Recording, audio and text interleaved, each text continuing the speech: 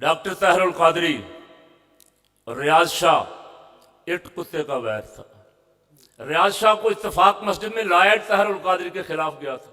जब tahir qadri ने इत्तेफाक मस्जिद छोड़ी क्यों?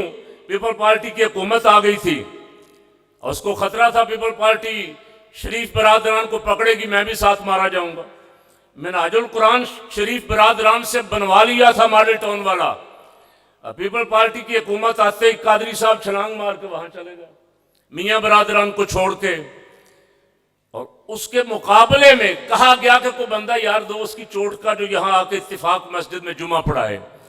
तो कुछ मियाँ बरादरान के हामियों ने मशवरा दिया कि रियाज शाह साहब को लाएं पिंडी से। आप तकरीबन अब 20-25 साल हो गए शरीफ बरादरान के मुलाजिम के तौर पे वहां आ रहे हैं और tahir qadri के मुकाबले में डॉक्टर अशरफ आसिफ जलाली की मेहरबानी से उनकी दोनों की भी सुलह हो गई। अब क्यों जी? हनीफ कुरैशी की और इरफान मशदी साहब की भी सुलह हो गई। इरफान मशदी साहब हनीफ कुरैशी का क्लिप निकाल के सुन लो जो कुछ उसने आपके बारे में कहा है, और कुरैशी साहब इरफान मशदी के क्लिप सुन लो। सब इकट्ठे हो गए हैं। मैं सोचता हूं एक कारकुन हूं ना, आखिर मुद्दतों सियासी कारकुन रहा हूं तो ज़हन बहुत तरफ जाता है। मेरा ज़हन इस तरफ जाता है कि इनको इकट्ठे कर दिया गया है। क्यों जी?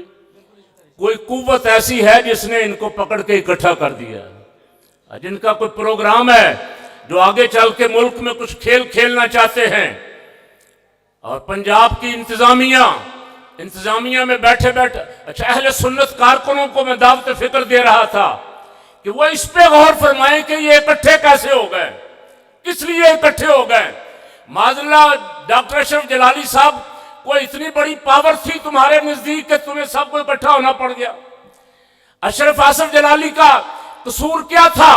सिर्फ ये था कि वो हक मौकफ पे खड़ा हुआ था और कई सालों से वो सैयदना सिद्दीक अकबर, फारूक आजम, उस्मान गनी, अली मुर्तजा और अहले बैत के दुश्मनों को ललकार रहा था। यही एक कसूर था ना।